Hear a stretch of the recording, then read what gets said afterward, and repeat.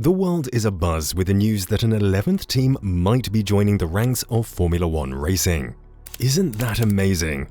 Well, we definitely think so. So who do you think is going to join? Will it be Audi or Porsche or another player? Well, we have some hot news for you. Hello and welcome to our channel. Today we are going to be talking about who is going to join the F1 mix. Let us begin. While you must have heard about the plans of Audi or Porsche to join the F1 ranks, you might have now heard about Michael Andretti's intention to introduce a new team to the mix. In 2022, Formula One's popularity in the US increased, making it a crucial market that the sport's executives are eager to expand. 3 US races will be held starting in 2023 in Miami, Austin, Texas, and Las Vegas. However, there is just one American team in Formula One, Haas, which is based in England. Since Alexander Rossi competed in 5 races in 2015, there hasn't been an American driver on the grid. That is something that Michael Andretti wants to alter. He owns Andretti Autosport, a team that has had great results in the United States through IndyCar, winning the Indianapolis 500 5 times, and is the son of Mario Andretti, the 1978 Formula One world champion. Additionally, Andretti Autosport competes in the Australian Supercar Series, Formula E, Extreme E, and sports car racing. The establishment of a Formula One team with a 2024 start date is Andretti's next objective. The youngest winner in IndyCar history, Colton Herta, would be driving for his Indianapolis-based team. According to Andretti, we want to be an American team that wants to create future American drivers. Nobody else in the world is acting in that way. Where we desire to be is there. Last year, Andretti came very close to buying a majority stake in the Sauber Group, which runs the Alfa Romeo team, but talks broke down just before they were about to be finalized. Because no other teams were willing to sell, Andretti started building his own.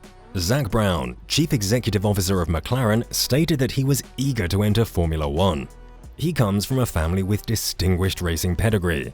He owns teams in IndyCar, Formula E, and Extreme E. More competition, in our opinion, is better. Brown is not the only person who agrees with Andretti's objectives. The 2-time Formula One world champion Fernando Alonso drove for Andretti at the Indianapolis 500 in 2017, giving him the direct experience of how the team operates. They are a really competent company, according to Alonso. There are many decent guys there. Even if Formula One is on a different level, the Andretti name on the grid will be fantastic for the sport because of their devotion to it. However, this isn't a popular opinion everywhere.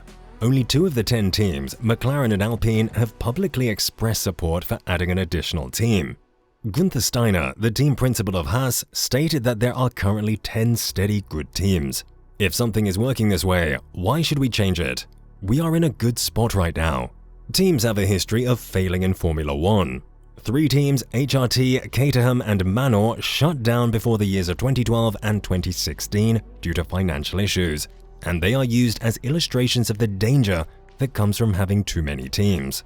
The existing 10 teams were worried that by adding a new team, the prize money budget for Formula One would be divided more evenly, leaving each team with less operating capital.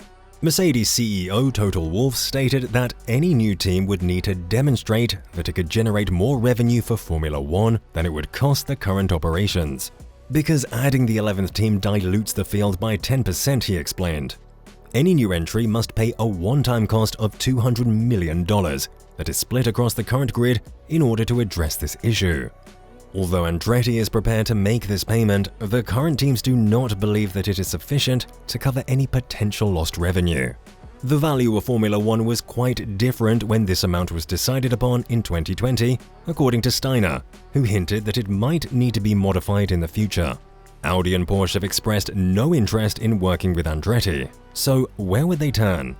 Herbert Diess, CEO of the Volkswagen Group, has indicated that both brands are actively looking for ways to enter the sport, with VW's full support. According to Audi chairman Markus Deutschmann, the brand didn't want to launch a new team, since it would cost too much money and time to be competitive in the highly technological sport. He said that by focusing on the little things, you can normally gain 1 second per season on a medium-sized racetrack. He said, however, you can't catch up on that when you join a new team. you need 5 or 10 years to be among the front runners. In other words, you can only join if significant rule changes are made in 2026. The next significant adjustment to the sports car and engine regulations will occur. The vehicles will be smaller, lighter, and have less drag. The upgraded engines will still be 1.6-liter V6 engines, but they will produce 350 kilowatts more electricity and have no drag. In time for 2026, a new power unit cost cap will also be implemented from the units. This is the significant rule change that Diessa is referring to, and he stated that it will occur between now and 2026, when the engines will be much more electric, especially with synthetic fuels. He explained that this necessitates the creation of a new engine, which takes 3 to 4 years. This implies that you can choose to compete in Formula One right now, or most likely not for 10 years. Our two premium brands believe that the latter is proper course of action and are prioritizing it, as neither Audi nor Porsche intends to join Andretti to build a new team. The only option available to them is to join a current outfit, and that seems like this is exactly what they are doing. It is believed that an agreement between Audi and McLaren has been in the works since at least last year. McLaren CEO Zak Brown stated in 2021 that the two companies were in collaboration discussions. There have been rumors that Audi was willing to pay up to £422 million to purchase the team, although it is unknown how far along the negotiations have progressed. Recently, both businesses have refuted the rumor, which also included Alfa Romeo, Williams, and Aston Martin as potential partners for Audi. Diessa claims that Porsche's plans to compete in Formula One was somewhat more certain than those of Audi. Following Honda's exit from Formula One, reports have strongly implied that Porsche will collaborate with the Red Bull team beginning in 2026, possibly as an engine supplier.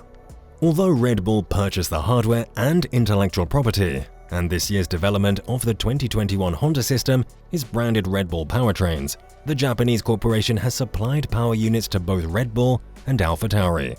So that is all the time we had today, folks.